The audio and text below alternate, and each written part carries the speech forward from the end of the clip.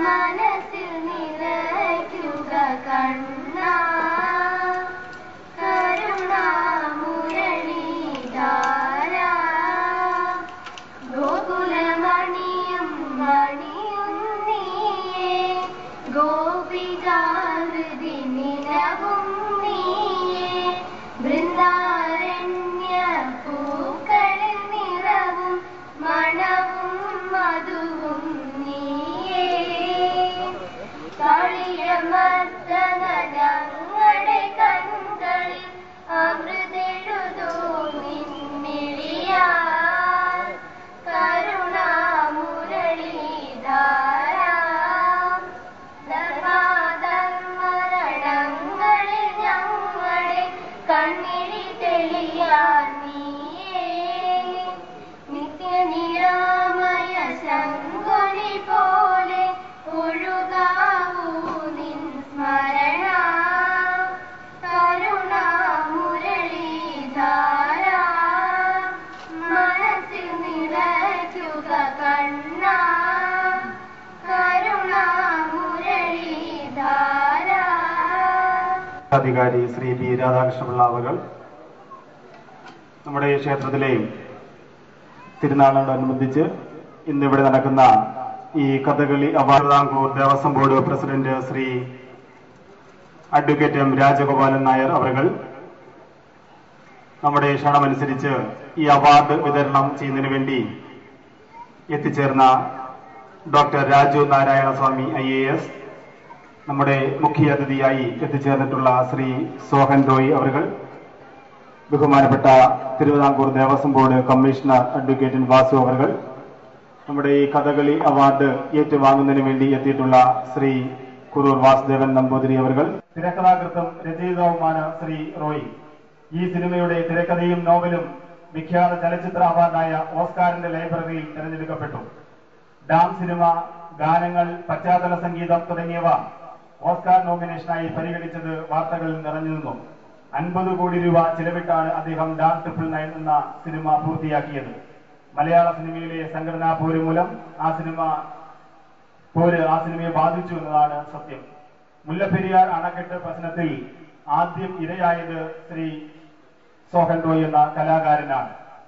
കേന്ദ്ര സെൻസർ ബോർഡിന്റെ അംഗീകാരം കിട്ടിയ ഈ സിനിമ തമിഴ്നാട് സർക്കാർ നിരോധിച്ചതിനെതിരെ സുപ്രീം കോടതിയിൽ കേസ് തുടരുകയാണ്. ഡാം സിനിമ കാൻ ഫെസ്റ്റിവൽ അടക്കം നിരവധി അന്താരാഷ്ട്ര മേളകളിൽ എത്തിയിട്ടുണ്ട്. മുല്ലപ്പെരിയാറിന്റെ പേരിലുള്ള വിഖ്യാതമായ ഡോക്യുമെന്ററിയും സോഹൻ റോയ് തയ്യാറാക്കി. ഇതും തമിഴ്നാടിനെ ചൊടിപ്പിച്ചിട്ടുണ്ട്. 90-ലധികം മ്യൂസിക് ആൽബങ്ങൾ റോയ് പുറത്തിറക്കി. നിരവധി ഗാനങ്ങൾ എഴുതി. ഉടൻ വരുന്ന ഹോളിവുഡ് ചിത്രം സെന്റ് ഡ്രാക്കുളയുടെ നിർമ്മാതാവാണ് ഇദ്ദേഹം. സോമാലിയയുടെ പശ്ചാത്തലത്തിൽ അടുത്ത സിനിമ സംവിധാനം ചെയ്യുന്നതിനുള്ള തയ്യാറെടുപ്പിലാണ് അദ്ദേഹം. കടലുമായി ബന്ധപ്പെട്ട 24 മണിക്കൂർ ടെലികാസ്റ്റിംഗ് ഉള്ള മറൈൻ ബേസ് ടിവിയുടെ ഉടമയാണ് ഈ പുനലൂരുകാരൻ. പുനലൂരിലെ പ്രീ ഡിഗ്രി പഠനം കഴിഞ്ഞ് കൊച്ചിയിൽ എഞ്ചിനീയറിംഗ് പഠനം നടത്തിയ ശ്രീ സോഹൻ റോയ് ഇന്ന് ലോകമറിയുന്ന മറൈൻ എഞ്ചിനീയറും ചലച്ചിത്ര സംവിധായകനുമാണ്. അദ്ദേഹം മുഖ്യ അതിഥിയായി നമ്മുടെ ഈ ക്ഷേത്രത്തിൽ എത്തിച്ചേർന്നത് ഈ വെണ്ടാദ്രിവാസികളുടെയും എല്ലാവർക്കും അഭിമാനമുള്ള ഒരു കാര്യമായി ഞങ്ങൾ കരുതുകയാണ്. അങ്ങനെ നമ്മുടെ ഈ ക്ഷേത്രത്തിൽ മുഖ്യ അതിഥി എത്തിച്ചേർന്ന ശ്രീ സോഹൻ റോയ് അവർക്ക് വെണ്ടാശ്രീ സുബ്രഹ്മണ്യ സ്വാമി ക്ഷേത്ര ഉപദേശക സമിതിയുടെയും നാട്ടുകാരുടെയും ഭക്തജനങ്ങളുടെയും പേരുള്ള ഹൃദ്യമായ സ്വാഗതം ഈ അവസരത്തിൽ അറിയിക്കുകയാണ്.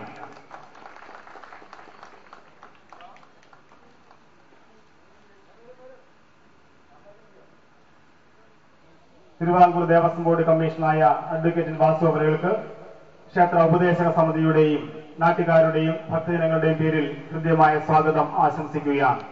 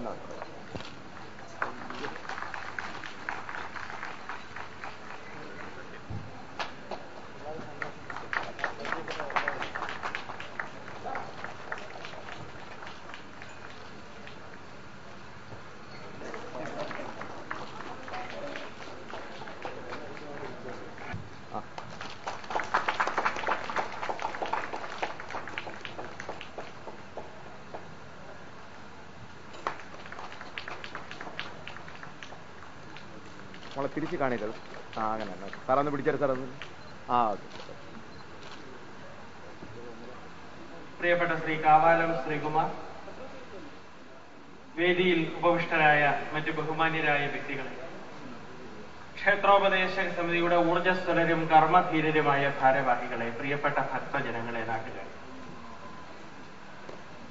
പരിതോദ്ദീപ പ്രഭാപന്തിയാൽ പകൽ പോലെ പ്രശോഭിക്കുന്ന ഈ ക്ഷേത്രത്തിൽ യാത്രയ്ക്ക് സമുദ്യുക്തയായിട്ടിൽ ഇവിടെ നിന്ന് അർത്ഥപാടലാംബരയാകിയ സന്ധ്യാദേവി ദീപാരാധനയിങ്കൽ ഭഗവാൻ തൻ ശ്രീപദം പണിയുവാൻ കാത്തു നിൽക്കുകയാവാമെന്ന കവിവചനത്തെ അന്വർത്ഥമാക്കുന്ന ഈ വേളയിൽ നടക്കുന്ന ഭക്തി സാന്ദ്രമായ ഈ ചടങ്ങിൽ പങ്കെടുക്കാൻ കഴിയുന്നതിലുള്ള സന്തോഷവും ചാരിതാർത്ഥവും അതിലേറെ ആത്മനിർവൃതിയും ഞാൻ അന്യമായി രേഖപ്പെടുത്തിക്കൊണ്ടു. ക്ഷേത്രകലകൾ നമ്മുടെ മഹത്തായ സംസ്കാരത്തിന്റെ ബൃഹത്തായ പാരമ്പര്യത്തിന്റെ പ്രതീകങ്ങളാണ്.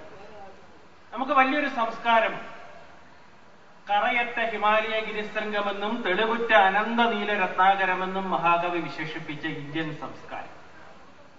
ആ സംസ്കാരത്തിന്റെ അന്തസ്സത്തെ യഥാർത്ഥത്തിൽ സ്നേഹമാണ്.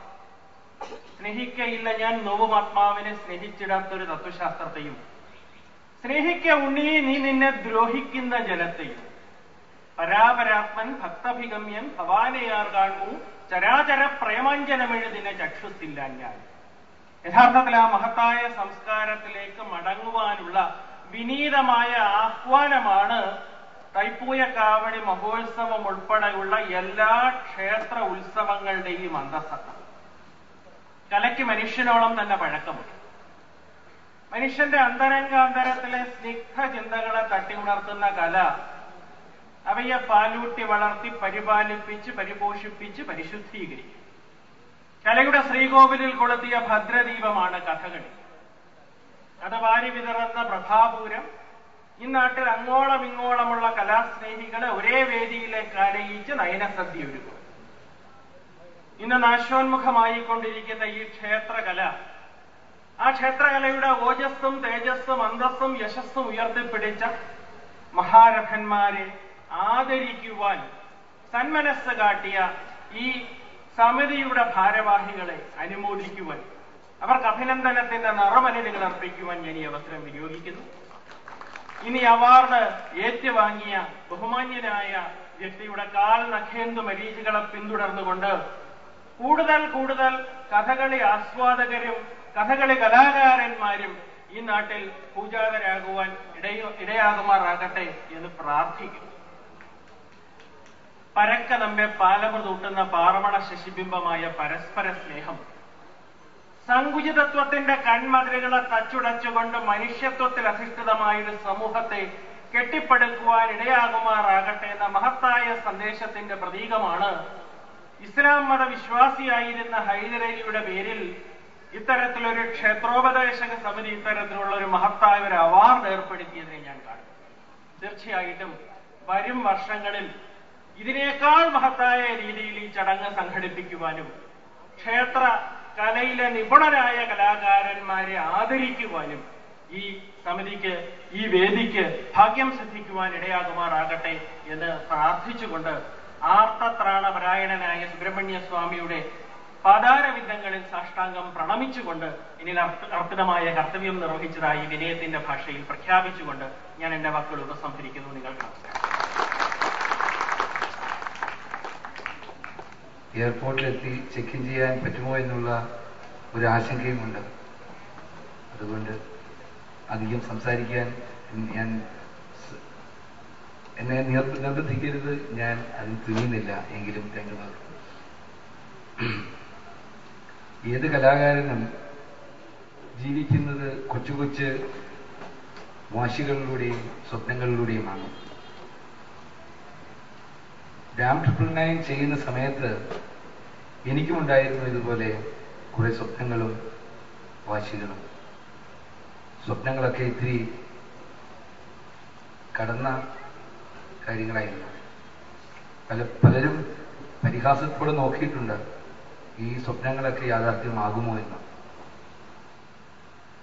സ്വപ്നങ്ങളൊക്കെ യാഥാർത്ഥ്യമായി. പക്ഷെ അതിലൊരു വാശിയുണ്ടായിരുന്നു. കേവലം 120 മിനിറ്റ് കൊണ്ട് ഉള്ള ഒരു ചിത്രത്തിലൂടെ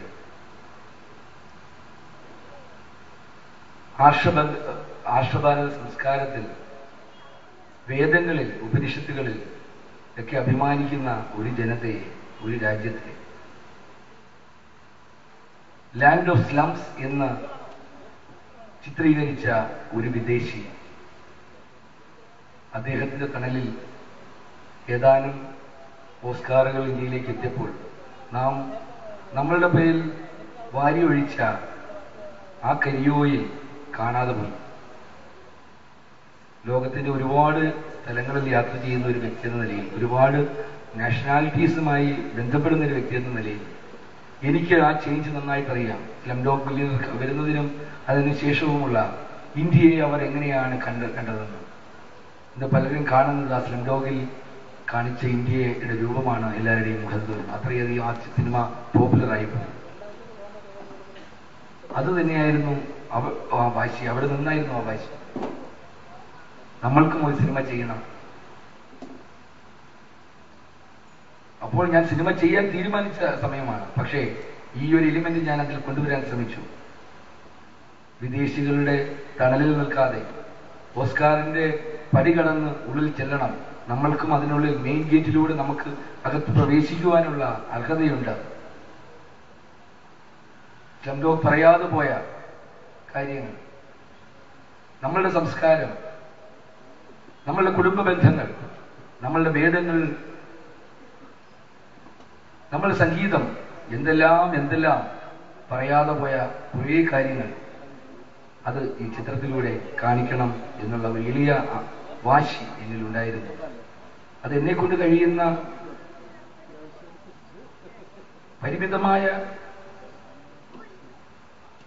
ഒരു ഫ്രെയിമിനുള്ളിൽ നിന്നുകൊണ്ട് ഞാൻ പറയാൻ ശ്രമിച്ചു. അത് എത്രമാത്രം സ്വീകരിക്കപ്പെട്ടു എന്നുള്ളത് കാലം തെളിയിക്കേണ്ടതാണ്. കേവലം 1800 ഷോട്ടുകളിലൂടെ പറഞ്ഞ ഒരു സിനിമയാണ് ഡാം 999. വെറും 110 മിനിറ്റ്. അതിനുള്ളിൽ ഒരുപാട് കാര്യങ്ങളിലൂടെ കടന്നു പോകണം.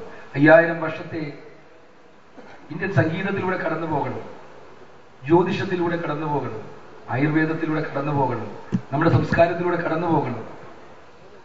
ഒരുപാട് കാര്യങ്ങൾ എനിക്ക് പറയാനുണ്ടായിരുന്നു. നമ്മളുടെ ഈ ഇന്ത്യയെക്കുറിച്ച്, ഈ ഭാരതത്തെക്കുറിച്ച് വിദേശികളുടെ മുന്നിൽ അവതരിപ്പിക്കുന്ന സമയത്ത് അതിൽ കടന്നു വന്നതാണ് ഒരു ക്ഷേത്രത്തിന്റെ പശ്ചാത്തലവും ജ്യോതിഷവും. ഇന്നും ജ്യോതിഷം നിലനിൽക്കുന്നുണ്ടെങ്കിൽ ഏതാണ്ട് 2 ബില്യണോളം ആൾക്കാർ ഇന്നും ഇന്ത്യയിൽ മാത്രമല്ല ജ്യോതിഷം എന്ന് വിശ്വസിക്കുന്ന നവഗ്രഹത്തെ ആസ്പദമാക്കി നാം എല്ലാം മനസ്സിൽ കൊണ്ടു നടക്കുന്ന ആ വിശ്വാസം, അന്ധവിശ്വാസമോ വിശ്വാസമോ എന്തോ ആയിക്കോട്ടെ, പക്ഷെ അതിൽ നിന്ന് നിലനിൽക്കുന്നതാണ് ഇതിലൂടെ പറയാൻ ശ്രമിച്ചത്. അതുപോലെ കാലിക പ്രാധാന്യമുള്ള വലിയ സ്നേഹപ്രകടനം ഒരു വലിയ അംഗീകാരമായിട്ട് തന്നെ എനിക്ക് കാണേണ്ടി വരുന്നു. അത് ഒരു കലാകാരന് കിട്ടുന്ന ഏറ്റവും വലിയ അംഗീകാരം തന്നെയാണ്. ഞാൻ എന്തുദ്ദേശിച്ചോ അത് നിങ്ങളിൽ എത്തിയെന്ന് ഈ ഇതേപോലുള്ള അംഗീകാരങ്ങൾ കിട്ടുമ്പോഴാണ് അതിന്റെ സൃഷ്ടാവ് എന്ന നിലയിൽ ഞാൻ സായുജ്യമടയുന്നത്. ഇന്ന് ഡാം 999 സംബന്ധിച്ചിടത്തോളം ഇത് മാത്രമാണ് ബാക്കിപത്രം.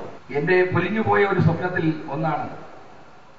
ഞാൻ കണ്ട സ്വപ്നങ്ങളിൽ ഇന്ത്യ നിർമ്മിച്ച ഏറ്റവും ടെക്നിക്കൽ പെർഫെക്ഷൻ ഉള്ള ഒരു മൂവി, ഇന്ത്യക്കാരുടെ കയ്യൊപ്പ് മാത്രം പതിഞ്ഞ ഒരു മൂവി, ഇന്ത്യക്കാർ മുഴുവനും കാണേണ്ട ഒരു മൂവി, അത് തിയേറ്ററിൽ പോയി ഇന്ന് വരെ കണ്ട ഏറ്റവും ബ്രില്യന്റ് ക്വാളിറ്റിയിൽ 4K റെസൊല്യൂഷൻ എന്ന് പറയും, സാധാരണ ചിത്രങ്ങൾക്ക് കാണുന്നതിൽ 4 ഇരട്ടി ക്വാളിറ്റിയിൽ ചെയ്ത ഒരു ചിത്രം, ഏറ്റവും മികച്ച സൗണ്ട് ഡിസൈനിങ് നടന്ന ഒരു ചിത്രം, ആദ്യമായി വാട്ടർ ഗ്രാഫിക്സ് ചെയ്ത ഒരു ചിത്രം, ഇന്ത്യയിലെ 16 നാഷണൽ അവാർഡ് വിന്നേഴ്സ്, ഓസ്കാർ എന്ന് പറയുന്ന ഒരു സ്വപ്നത്തിലേക്ക് മാത്രം കണ്ണുനട്ട് ചെയ്ത ഒരു പ്രോജക്റ്റ്. അതെല്ലാവരും തിയേറ്ററിൽ പോയി തന്നെ കണ്ട് അതനുഭവിക്കണം എന്ന് കരുതിയ ചിത്രം ഇന്ന് നിങ്ങൾ പോലും 90% ആൾക്കാരും അത് കണ്ടിട്ടില്ല എന്ന് എനിക്ക് ഉറപ്പുണ്ട്. ഇനി അതിനുവേണ്ടി കാത്തിരുന്നിട്ട് കാര്യമില്ല. ഞങ്ങൾ ഉദ്ദേശിച്ചു നിങ്ങളത് ടെലിവിഷനിലൂടെയെങ്കിലും കാണണം എന്നുള്ള ഉദ്ദേശത്തോടു കൂടിയാണ് ഇന്ന് അതിന്റെ DVD പിന്നെ ഞങ്ങൾ കാലതാമസം കൂടാതെ പുറത്തിറങ്ങി. നാളെ നിങ്ങൾ ഒരുപക്ഷെ ഈ ചിത്രം DVD-യിൽ കാണുമ്പോൾ മനസ്സിലാക്കുക, ഈ ചിത്രം ഒരിക്കലും DVD-യിൽ അല്ലെങ്കിൽ ഒരു പൈറേറ്റഡ് DVD-യിൽ കാണേണ്ട ചിത്രമല്ല.